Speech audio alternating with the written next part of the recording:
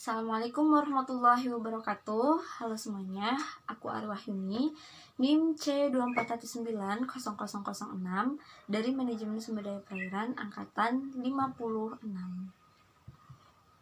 Ya, alhamdulillah kemarin saya berkesempatan untuk belajar mengenai salah satu tahapan atau teknik dalam analisis molekuler, yaitu yang dinamakan dengan teknik PCR.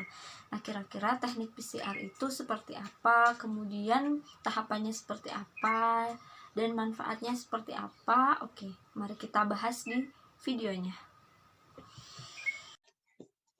Oke, bismillahirrahmanirrahim. Kita akan belajar mengenai PCR atau Polymerase Chain Reaction. Nah, PCR sendiri pertama kali ditemukan oleh Karimulis pada tahun 1985 dan merupakan teknik sintesis dan amplifikasi DNA yang dilakukan secara in vitro. Nah, teknik PCR ini bersama-sama dengan teknik analisis molekuler lainnya membawa revolusi di bidang sains dan teknologi, khususnya di bidang kedokteran, seperti diagnosa penyakit genetik, forensik, dan evolusi molekuler, serta lain sebagainya. Tujuan dari PCR yaitu untuk melipat gandakan sekuen nukleotida tertentu secara in vitro menjadi jumlah kelipatan ribuan hingga jutaan salinan secara eksponensial untuk kegiatan identifikasi selanjutnya. Terdapat beberapa faktor yang mempengaruhi keberhasilan PCR. Yang pertama, primer yang digunakan, terdiri dari deoksiribonukleotida trifosfat dan oligonukleotida. Ada juga DNA cetakan atau template, komposisi larutan buffer, jumlah siklus reaksi, enzim yang digunakan, serta faktor teknis dan non-teknis lainnya seperti adanya kontaminasi.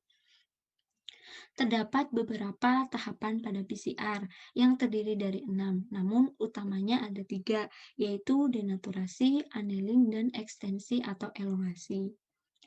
Yang pertama, tahap pradenaturasi, yaitu tahap persiapan sebelum denaturasi dengan menyiapkan target DNA.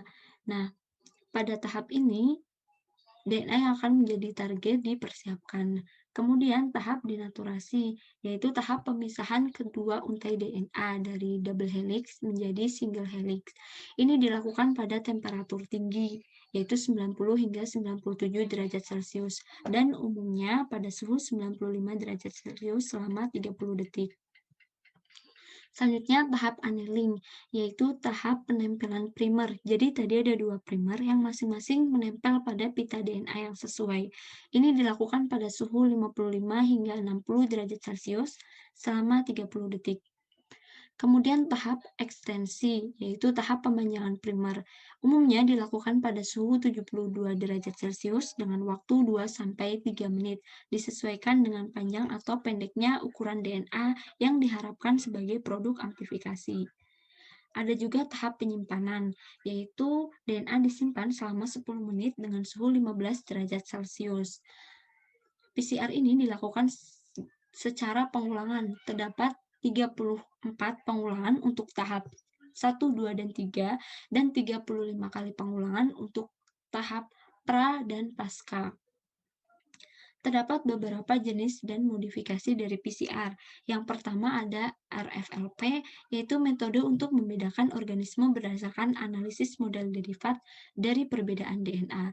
Ada juga inverse PCR yang digunakan ketika hanya satu sekuen internal yang diketahui. Ada juga nest PCR, yaitu metode yang memungkinkan untuk mengurangi kontaminasi pada produk selama amplifikasi. Selanjutnya ada kuantitatif PCR digunakan untuk pengukuran berulang dari hasil produk PCR secara tidak langsung.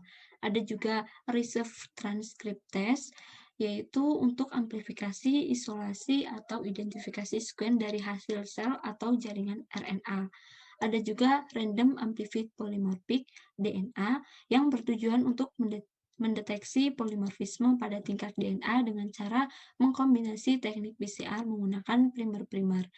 Nah, untuk teknik PCR ini sebenarnya primer, suhu, dan juga lama waktu yang digunakan disesuaikan dengan jenis DNA yang akan diamplifikasi. Berikut daftar pustaka yang saya gunakan. Sekian presentasi dari aku, kurang lebihnya mohon maaf. Dadah!